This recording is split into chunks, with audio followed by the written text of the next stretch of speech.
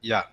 So we can have a very quick recap because it is a long gap from the last class. I think we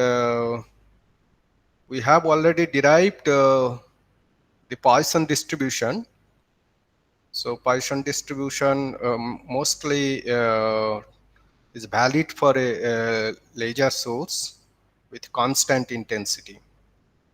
So if you see for a sample of measurement, if there are n bar average photons expected, then we know that the variance is also delta n square we calculated, that is actually n bar. That's average number. And then the standard deviation is square root of variance. That is how we have discussed.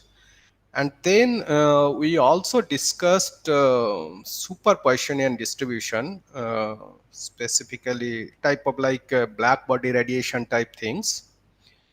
And we discussed starting from how to calculate density of states of a mode, density of states. And I think we have corrected last time.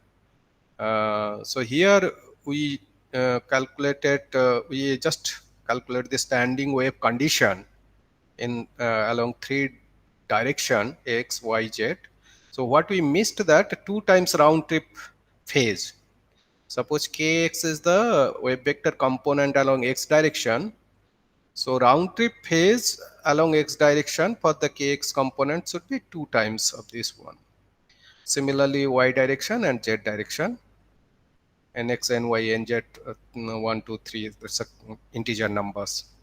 So in this type of situation, we see that it is quantized along x direction, y direction, z direction, and as a whole, if we just map the mode in k space or Fourier space, then we can quickly visualize that a mode in k space occupy a volume of pi over L to the power 3.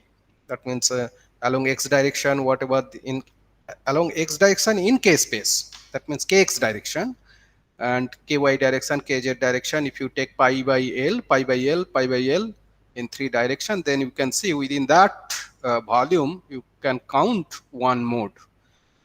Okay, so accordingly we just calculated the number of uh, modes can have for uh, a sphere of radius k, considering origin at k equal to 0. This is the number, and then we calculated per unit volume how many things will be there for k to k plus dk. That is called actually density of states. And then that density of states, if you convert into frequency domain, because we know the relationship between k and omega, and then we can have density of states d omega, d of omega is this one. Just replace k with omega yc if it is considered as a free space.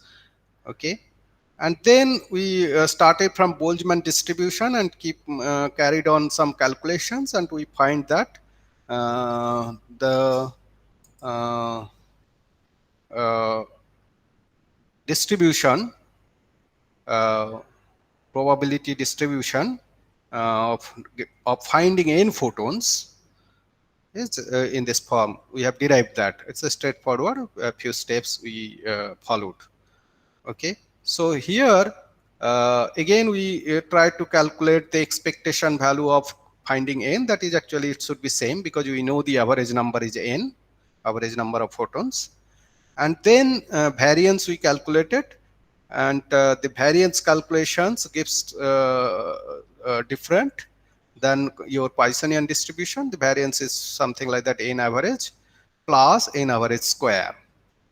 Okay, so the standard deviation, you can find out square root of variance. That is actually, we can clearly find that this is greater than square root of n bar.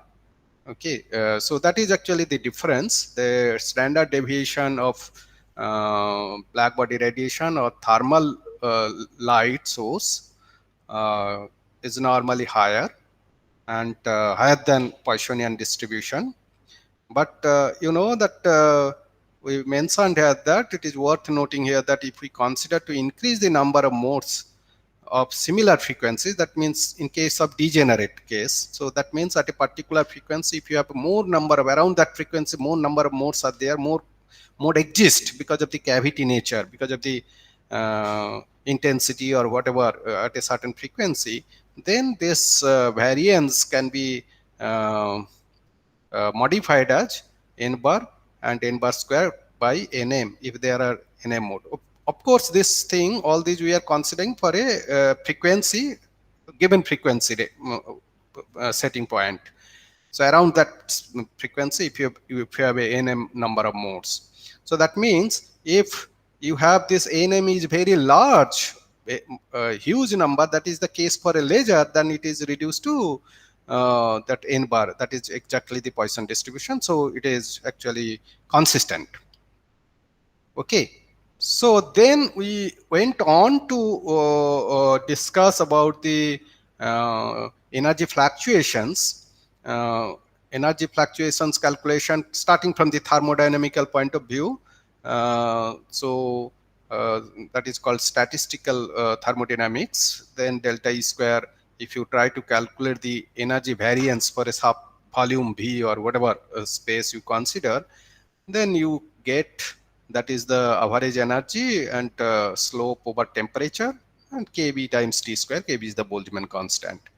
And if you just keep on using that E, that means energy is the volume, and that means energy density for a certain frequency raised omega to delta omega, d omega, because in a classical way it is a continuous frequency you have to consider. Okay, now if we just, instead of this classical rho omega, if you just come back to our Planck distributions, whatever we have earlier considered, derived, then it comes like this. And a little bit of simplification, it gives you this thing. Since del E by del T, del E by del T, you derive it, and after derivation you get this equation 300. So in this equation, if you just note that first term and second term, there is a only difference is that not only there are actually terms, actually expressions are different though, but quantum mechanical point of view, first term you have this h bar involved, and second term you don't have h bar. So as long as you don't have h bar, you can consider that particular term is corresponding to some classical phenomena. And the first part, that is coming because of the concept we have introduced of Planck constant, that is starting from your photoelectric effect or photovoltaic effect, that things comes. So this is actually, we say that the energy fluctuation involves both quantum nature as well as your classical nature, second term corresponding to the classical nature. So this one actually first time derived by Einstein, and he first time, as we discussed again and again, that this first term is nothing but your quantum nature, and second term is the wave nature, so-called wave noise. And then we I think this thing we have not discussed in the last class. So we just a little bit back calculate here. The energy fluctuations, if you just look into that, this delta E square energy fluctuations means density of states. Density of states means you are considering density of states at omega. So omega to delta omega, how many number of states available. Then you can consider energy fluctuation per mode. Okay, so how much energy per mode, whatever energy can get fluctuate, and times volume. That is what we can say that this is the variance, average variance. Okay, so if you just put down the density of states we have calculated earlier, considering that three-dimensional case, and then energy fluctuation per mode. Per mode means you are considering that per mode you can have some kind of n quantum or n photons are there, and n h card omega, that is the total energy, and that energy, how much it is deviating, that is we have represented like a delta, and then multiplied by your V, volume. So if you just see h cut omega, omega is a constant, h bar is a constant also, we can take that outside, okay, and then inside what is left over, that is nothing but your number fluctuations. So variance in number delta n square is there. We are assuming that we are just around a particular frequency omega, the modes involves. We are not concentrating on any other frequencies. A particular mode we are just considering. So this is the case it is coming. Now this 302 and 300 you compare, and 300 this equation and 302 if you just compare, then you get this delta n square here, this one and that one, if you just compare, then delta n square is nothing but this one. So that means this term and this term, you just b d omega, all this term, if you just, because left hand side equal, here delta e square delta omega, here also delta e square delta omega. So right hand side you make equal, then you come out with a delta n square expression. That means now because we want, it's kind of semi classical way of thinking, that number of photon fluctuations, variance, if you are just considering instead of energy fluctuation, then that expression comes like this.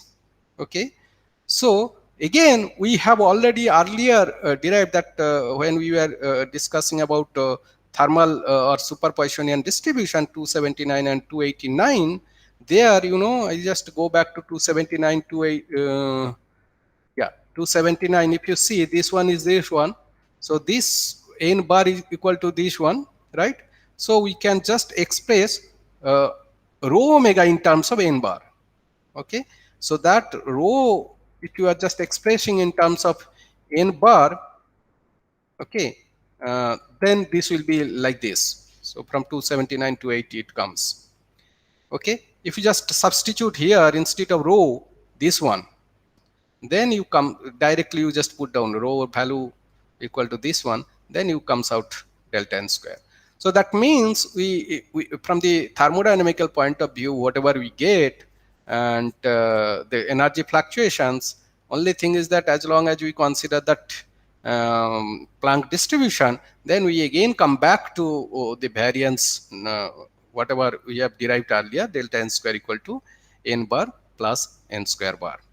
Okay, so that is actually the variance for the thermal light, that is called super Poissonian distribution. That means it is something addition to n bar, you have n bar square.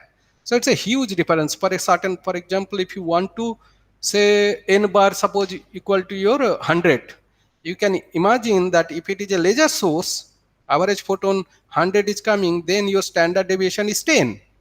But for if you are considering 100 photons, all are same frequency for a single mode, even though it is coming out of so what does mean that if you have a black body radiation, thermal light is there, that means you have all sorts of frequencies are there, but you are not considering all frequency, you just consider only one frequency, omega.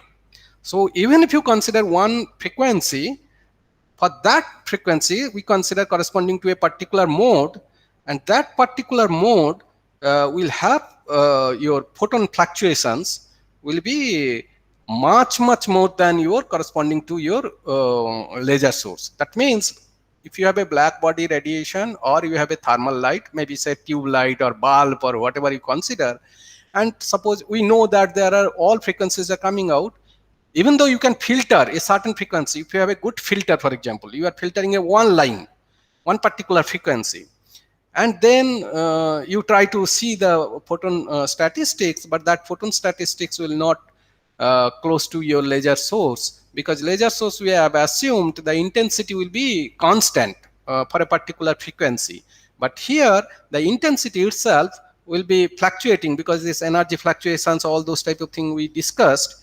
That is why the variance and standard deviation, everything will be much higher. So here you will be getting 100 plus 100 square means 10 to the power 4, and then square root, then you can get your standard deviation, which is much higher than the thing we have discussed. Okay, so now we consider, so we have discussed that your so-called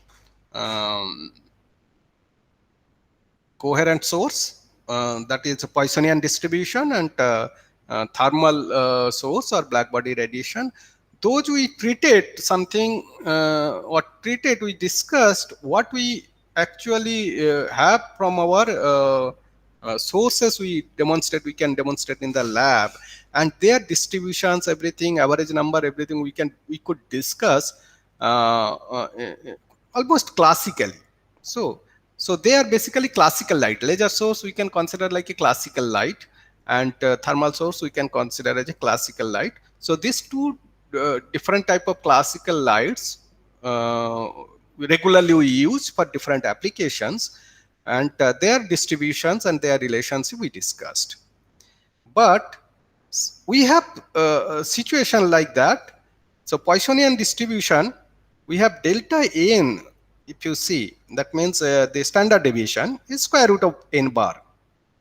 Super Poissonian, it is because it n bar plus n bar square comes. That's why we just simply write that is delta n. That means standard deviation is much higher than, at least higher than n bar. True. But if you can get a source where this delta n standard deviation can be smaller than this, so super Poissonian distributions where you are getting standard deviation greater than n bar, Poisson, then because laser source we are considering as a benchmark, that is the standard. So we compare with that.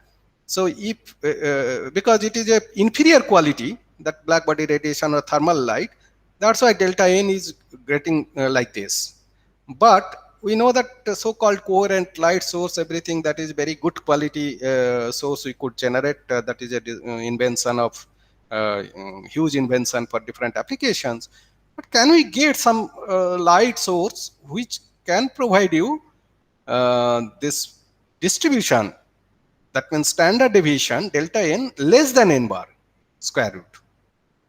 So that type of source, in fact, we can generate, but if we fulfill certain kind of quantum conditions. Okay, so that is why that is called non-classical. So you can have a source where this distribution delta n or standard deviation delta n can be less than square root of, that means less than your Poissonian distribution standard deviation.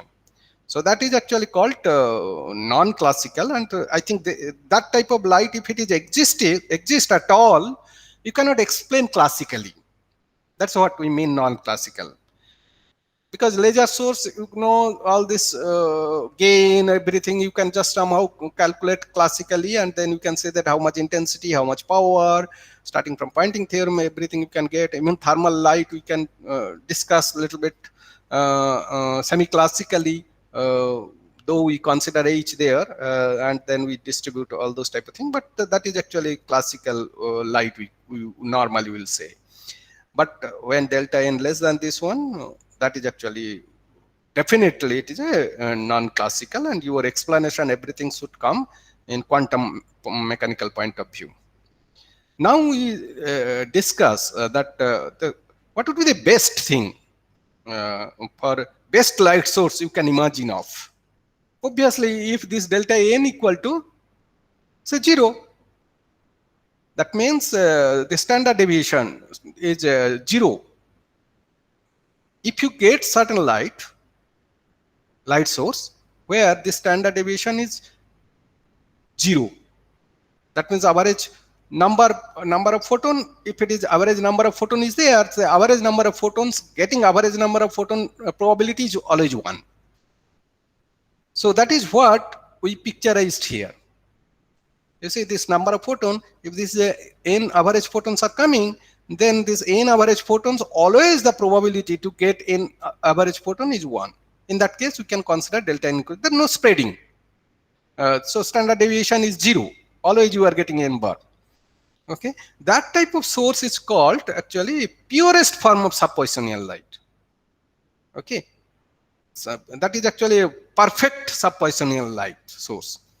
And in that case, you would suppose you get a certain sample, you know that in that sample always you're supposed to get say n bar photon. Average photon here it is on 3, 3, 6 to 8. 8 photons you are getting. So that means always you will be getting 8 photons within that sample. And you are sure then that always whenever you are getting always that 8 photons for this particular length of time duration or particular length of beam, you are always getting 8 photons. That means you can definitely say that they are actually regularly spaced. So this regular spacing is, suppose if you are detecting here, if your count time is delta t, every delta t time, if it is coming one photon in your photodetector, then their spacing should be c times delta t, velocity of light. Okay, if it is a waveguide or any other material system, then it will be c by refractive index. All right. So that is regularly coming, and in that case you can somehow you can estimate what is the number of photons coming, or you can actually single out by reducing your sample timing. You can actually separate one particular photon very easily.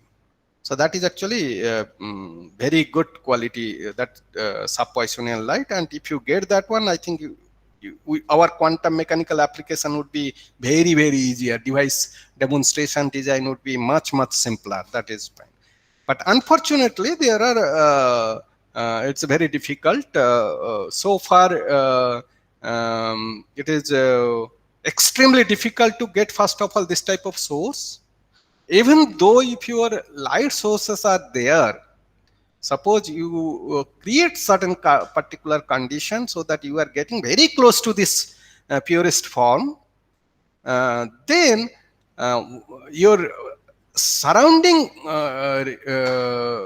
environment, actually it will disturb a lot, and ultimately you may not get this thing, so it will disturb. So you can ultimately, you will not get purest form, but probably you can create a situation with careful measurement, careful device design, everything, such that at least you can have this delta n lower than your square root of n, n bar. So that type of situation you can create, and you can predict that what would be the best results you can expect from your measurement or for your device. Okay, so that's a huge problem. I will be just trying to discuss one thing here. That what could be the problem happen and how to deal with this situation. So before that, I think in the sub-Poissonian light, if you are just considering a time t, then you can imagine that you know, every delta t times we have assumed that every delta t times you are counting one photon coming for purest form of sub-Poissonian light, say, suppose. Then you know, if your time slot is t, measurement time, okay, light beam length in time scale t, then you know that number of photons should be t by delta t. Now, if you are detecting with for detection, actually you need a measurement system, so called photo detector, for example. So in that case, photo detector, even though you are getting 100 photons, you know there is a efficiency, so you just add eta. If it is 90%, then you consider 90%, and then whatever number comes, integer number. They say int means integer number. You have to round figure integer, so that many photons you can just predict. Okay, so in this, before we proceed further, I think I just want to remind you that we have already discussed earlier this n, ket n equal to this one. So starting from your harmonic oscillator, quantum harmonic oscillator point of view, mathematical derivations, everything we discussed. And what does this n stands for? Do you know? Anyone can tell? Makham, can you tell what n stands for here? When we write n, ket n equal to this one, what does it mean, this n?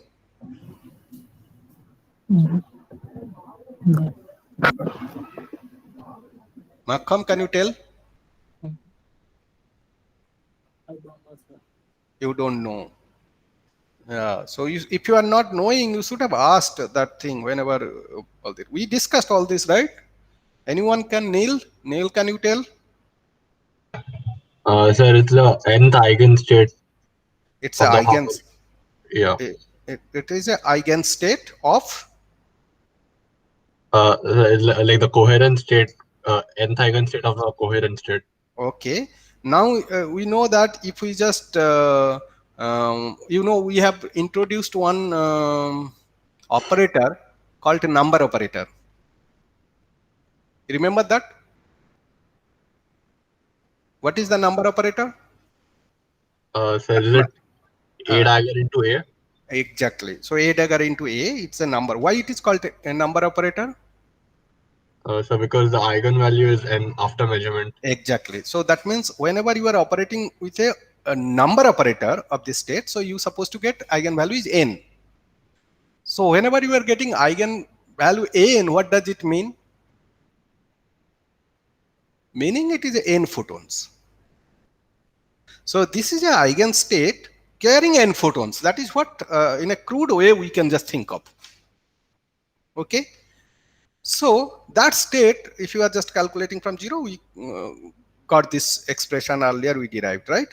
So this is a special case of sub-Poissonian statistics for delta n equal to 0. That is the ideal case. So what I mean to say that whatever this n, ket n and this number state we discussed earlier, they are basically corresponding to purest form of sub-Poissonian light source. Okay, that is the purest form. So typically, mathematically, though we can discuss all this type of thing we can get, but it is very difficult to handle. Even though if you can generate, it is difficult to handle. And this type of states, if you are having a particular state coming with a certain number of photons, n can be 1, 2, 3, 4, something like that. If they are considering a state, and those type of states in another form, it is called, I think we'll be discussing maybe whenever we'll be considering bunching, anti-bunching, etc. It's called Fock state, basically, FOCK, Fock state. So, and that is what we mentioned. Other type of sub-Poissonian light can be conceived in which the time intervals between photons in the beam are not exactly the same, but are still more regular. It is not exactly same. Little bit difference will be there, but more regular. That type of thing is a coherent beam. That is a so-called Poissonian distribution. That is actually the laser. Okay. And such types of light sources are fairly easy to generate, but quite problematic for detection. Okay, so you can get close to sub-Poissonian things. We'll be getting Poisson distribution, that very difficult. Now let us come back to one more thing. We have used this eta here, na? So we know that, suppose assume for the time being, you assume that you have a source which is giving a purest form of sub-Poissonian light. That means regular photons are coming out, which is almost impractical, but suppose for the moment you consider they are regularly coming. Now, you are sure that if you are measuring with a t interval, you suppose that a delta t is supposed to be the interval, then this many number you supposed to get. If you know the eta value, then you can find out. But let us pose a question. Does eta play a role in the degradation of photon counting for every t duration?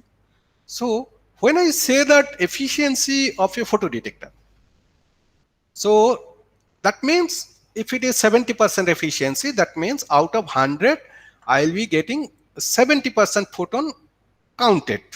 They can distinguish, they can actually give some register, some output. Out of 100, it can register output that, okay, 70 comes out and 30 will be lost. But thing is that, is this the thing? You just imagine that, okay, first 100 come, you are getting 70, another 100 come, you will be getting 70, another 100 come, you will be getting 70, and so on. Is this the correct thing? Or maybe first 100 it comes at 65, and second 100 it comes, then you get 75, and third again it is less, maybe say 69, and fourth again it is coming 71, and so on. On an average you are getting 70. That is how it is. We classically we know that is the efficiency, right? So that means whenever you are sampling, you are measuring, it does not mean that this eta will ensure all the time 70% you are measuring. Okay, so that is one question you have to think. And then another thing is that what about photon losses in the channel? Suppose you have a source and then you have a detector. One side it is detector, one side source, and they are coming and you are detecting. Source is perfect sub-Poissonian light source, regularly coming, purest form. Okay, and then in the path, if it is not a free space, obviously for device design, etc., you don't use free space. You have to go for integrated circuit form. You may have to use waveguide, etc.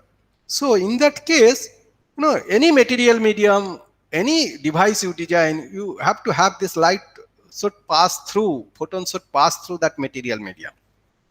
So in that case, even though that particular frequency is not what do you call that,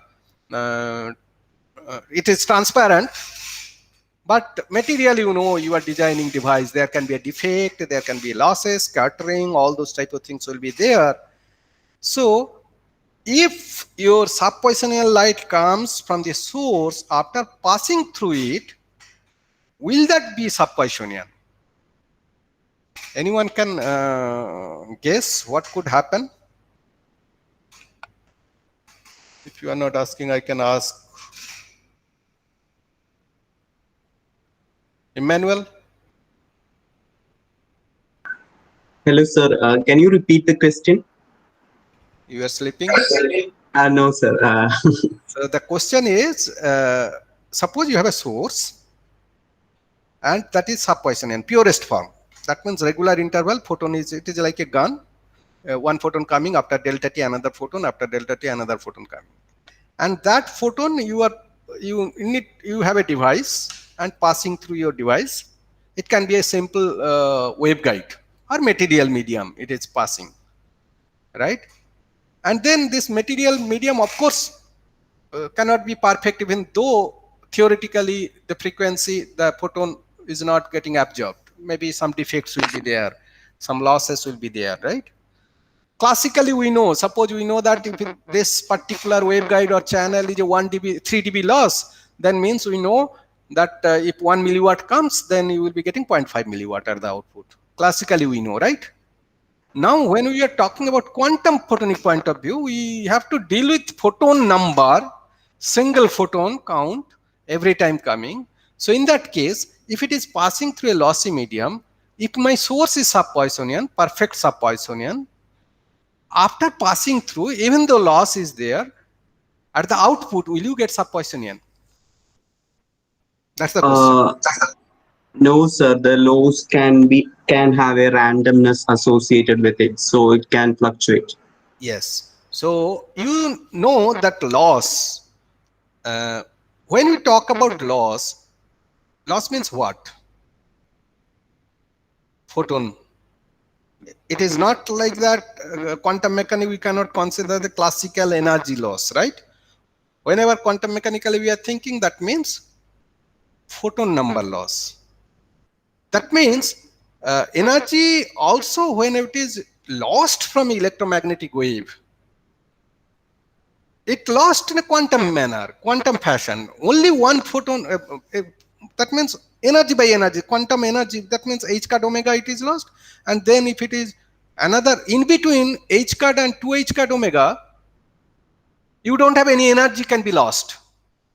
That means you cannot think of that 2.5 h card omega energy lost from your electromagnetic wave, because that is not happen. So when light matter interacts and some energy transfer takes place because of the loss, etc., that happens in a quantum manner. So 2.5 photons, you cannot expect that it is lost by 2.5 photon. It can happen only 2 photons or 3 photons or 5 photons. That is quantum mechanically we have to think about, right? So that quantum mechanical phenomena, when it happens, again, that is actually very much probabilistic. Okay, that even though loss, classically we consider, classically we are very good because we are dealing with millions, billions of photons. That means If one photon less or high, I think that is more or less, it is classically, you can just calculate whatever you get, that's perfect. But whenever you are coming down to photon level, you are counting photons one after another. In that case, it is very difficult. So here is a model I just tried to discuss here. The random sampling nature of optical losses, or 2 times it is optical losses, it's a quantum mechanical phenomena, right? It degrades the regularity of photon flux. So you see a beam, it is shown here, certain beam, and I have shown also this is a lossy medium, it's not so transparent, it's going through a waveguide, for example, some optical waveguide you imagine. So all the light mode is confined within that, and it is propagating like this. And you see that a certain beam strength is coming, and then as it propagates, then photons will be lost. 1 photon, 2 photon, 3 photon, it is lost, it is shown here. 1 photon, maybe it is shown like a scatter in certain direction, but that scatter certain direction means that will be just in a photon. Quantum mechanically, it is a photon will be scattered. And if that is absorbed, that will be absorbed 1 photon. Okay, I've just shown here this photon is lost, this photon lost this direction, this photon lost this direction.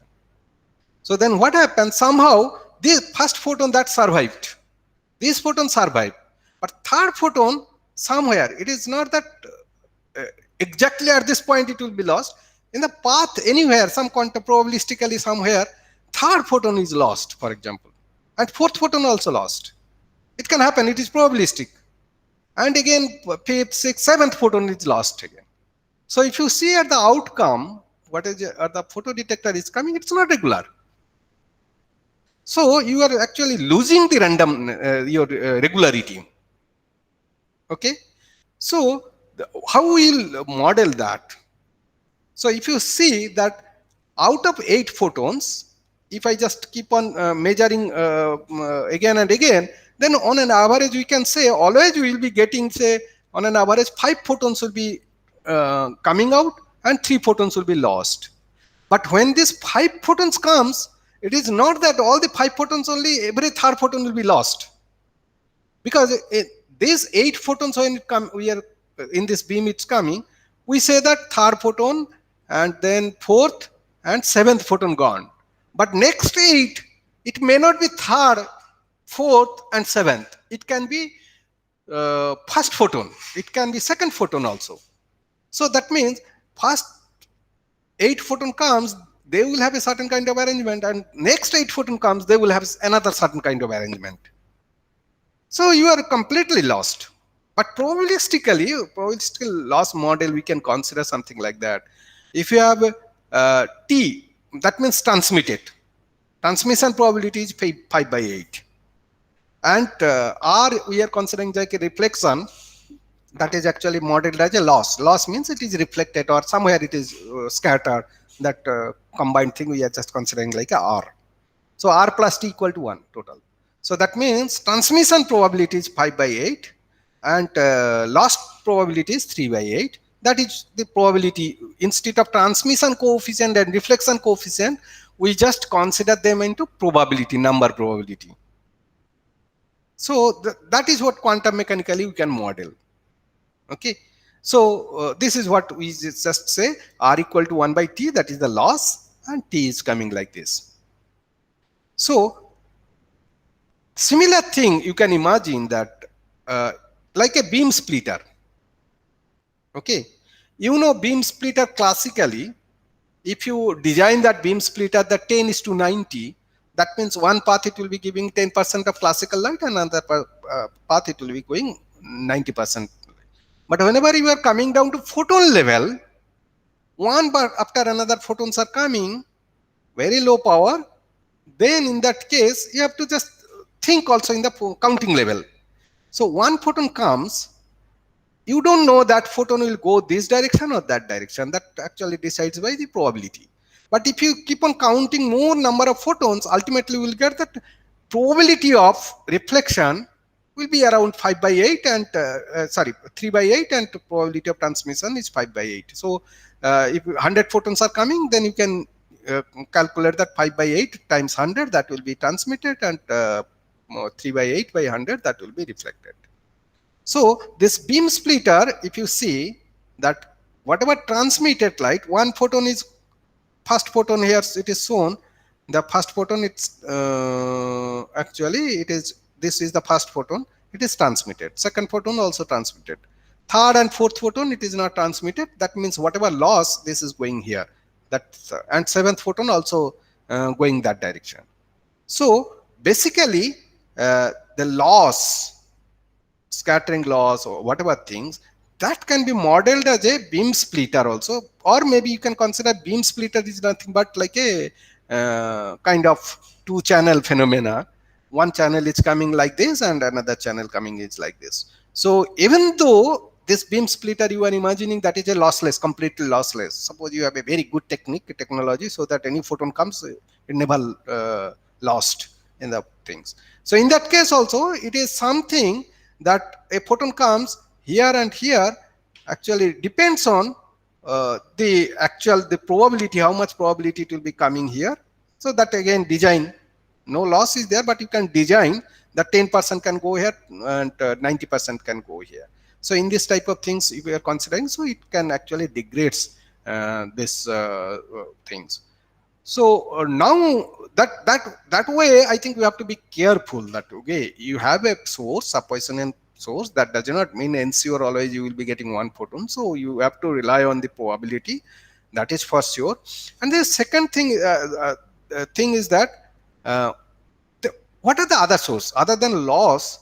What could be the other type of parameters that can actually hamper your measurement? Assume that source is perfect. What could be other thing?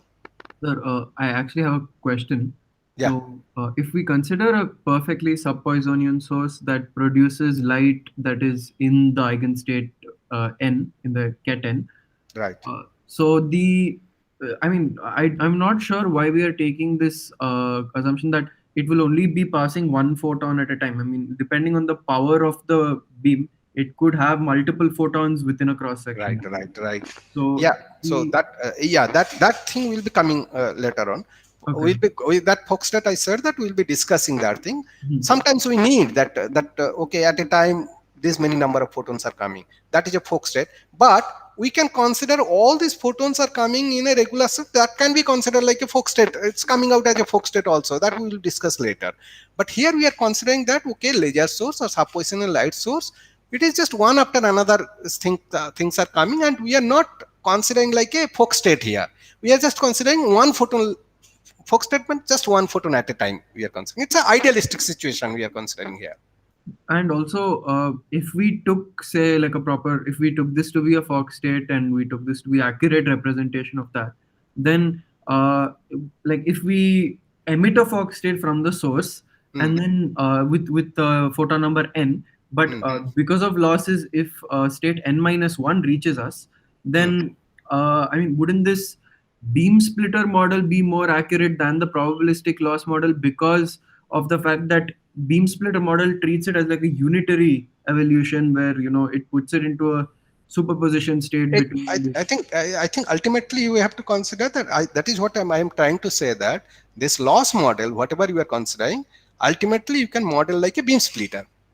Yeah, that's true. We are considering that is ultimately why I am just showing this thing.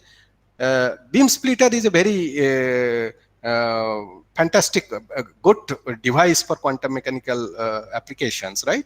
So we'll be just modeling like a beam splitter. Beam splitter, whatever unitary methods we are considering here. So the loss also we can consider whatever getting lost. That also can be modeled as a beam splitter. Right. Yeah. No, but I'm saying that we can't always treat it to be treat the probabilistic loss model and the beam splitter model to be equivalent, right? Because in the probabilistic loss model, we are saying that the Fock-State n will go to a Fock-State n-2 or n-3 when it reaches. Right. And I mean, that does not make sense unless you treat some sort of a unitary evolution and you're only measuring for one particular path of that beam splitter sort of a thing. I mean, it seems unintuitive to me, at least. Like, thinking of probabilistically even if it is Fock-State coming, so that Fock-State also, that n photons are coming, right, in a Fock-State. Correct. But that beam splitter, if you are considering beam splitter, what will happen? What you can expect that n photons are coming, even if it is a Fock state, but beam splitter, suppose it is always giving say 90-10 or 50-50 beam splitter. So in that case, I know that out of that 100 Fock state photon coming, that 50 will go that direction and 50 will come this direction, right? Okay. So in that case, we may not need to consider that one photon by photon what is happening. Right. That is true. That is true. We can consider that as a state. But if you are considering your beam splitter is very ideal, that is for sure. But whenever it is coming like this one after another, right? Single photon. We'll be considering a single photon as just a beat, and then we want to deal how it is. Most of the time, this Fock state is sometimes we use for certain application, but we have many applications also where we'll be handling just only one photon, single photon. We can isolate that and we can deal with that. Okay. So Fock state, that thing we'll be just discussing later. So, but my question is that here at this point of time, suppose this type of situation where you have an ideal source, sub-Poissonian light source, okay, and this regularly coming these photons, right? Source is emitting like a one after another regular thing. So one thing is that loss, we consider that the loss can be probabilistic and it can degrade your statistics. What else can? Other than loss can be just modeled as a beam splitter, that's fine. Other than loss, what can, or there is no other entity can be there which can degrade the loss, photon statistics? I mean, this is just like a guess, but like the medium that is like the waveguide that is surrounding it, some of the atoms in it could be in say like an excited state and then spontaneously emit an extra photon into the beam. And that's that is actually, we consider that is like loss or gain, right? Yeah. So loss or gain, I think is just positive negative value, that's fine. Yeah, I mean, it's like a false count. Right. So that is one thing. That is I club with this loss basically. Okay. Other than that, sir, there will be efficiency of photo detector to count this photon. yes, that's what we discussed. The efficiency. One thing is that, you know, even you just imagine that your source, and then from that source you are collecting your light into waveguide, for example. And when you are collecting into your waveguide, the collection efficiency, you can imagine. The collection efficiency also, it is not that every 100 photons I will be getting, say every 7th photon will not be collected. Collection efficiency, suppose again say 50%, for example. It is not that every alternate photon will be going. It can be also random. So collection efficiency, because whenever we are talking about quantum by quantum, that can be at any instant of time can happen. That can happen to any photon. Okay, so that collection things. Similar collection where you are collecting in your photo detector, when you are just channelizing that thing. So that is one type of loss, of course, again you can say. And third thing, you can say that this type of the quantum efficiency.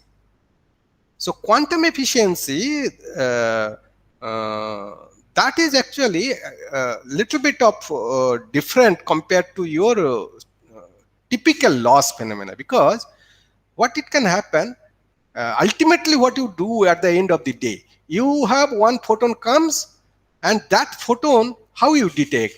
You detect that will create some kind of electron hole pair or something like that, and then you can measure the current, or you can measure the voltage by using a load at the output, resistive load, whatever. But then if you see that one photon comes, and that photon, corresponding photon will create one electron, and that you measure. So that means that in the process, you can lose this photon to the electron correlation. Photon to electron, there should be some kind of again correlation should exist. So that correlation again, it is a stochastic, because always one photon comes in a certain condition from the outside.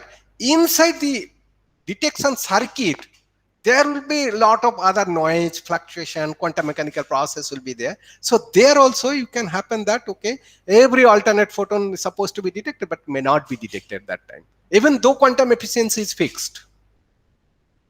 Classically, quantum, whatever efficiency we know, eta, that is fixed. But that internal circuit, noise, process, all those can contribute, and that can also degrade. So photodetector itself is a huge problem also. So next will be just a loss thing what we discussed, and even after loss, your photo detection is a major problem. We'll be just discussing in the next class. From the next class onwards, we'll be just discussing a bit of photo detection part. Then we can come back again to our device regular. Once we understand, because we will not go much deep into the photo detector, just basic thing, particularly. What type of noise, what type of probabilistic error can happen there. We'll be discussing the source, and then we can go our next time. Okay, so we stop here.